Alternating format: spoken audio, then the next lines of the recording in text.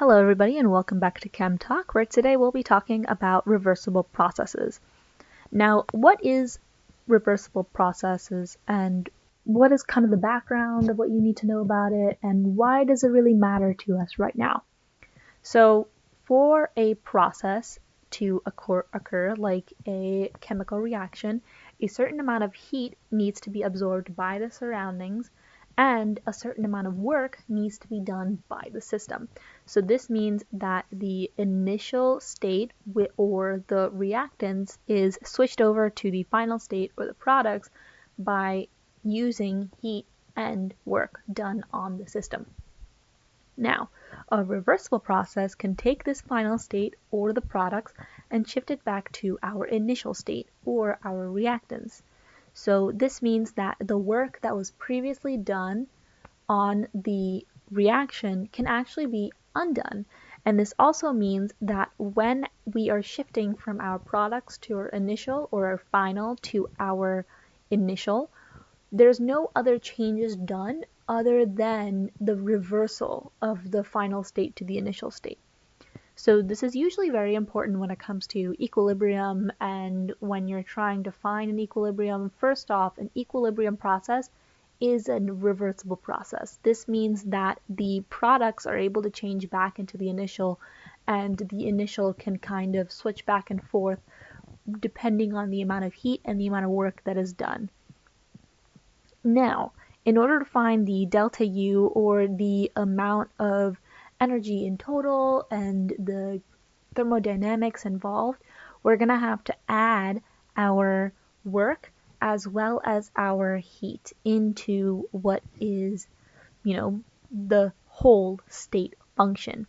So here we can see that a lot of it is actually work being done by the system, and only some of the heat transferred from the surroundings to the system is actually helping the reaction occur.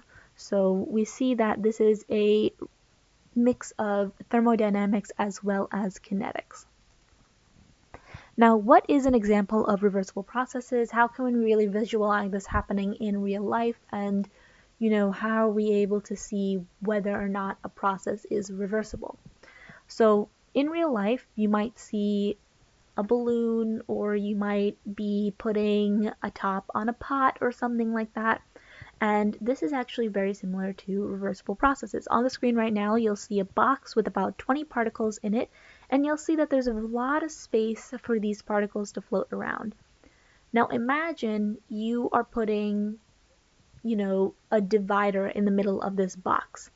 Now, because this divider is in the middle of this box, these 20 particles have less space or less volume to kind of move around and do what they want to do. Now, this is actually compression of gas. And if you want to undo this, this is going to be a reversible process. You can undo this by adding heat, and you can continuously compress our gas by removing heat. Now, if you undo this, we're going to remove that barrier and we're going to be able to have our 20 particles back in play with our full box being used by our 20 particles. Now, like I said, this is a reversible process.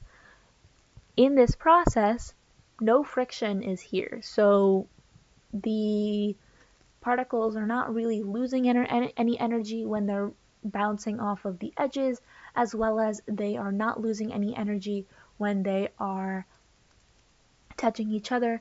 This is part of the ideal gas law, or the ideal kinetics molecular theory, which is where no energy is really lost between collisions of gas particles, which is another video that we have if you want to go check that out and kind of know what I'm talking about here.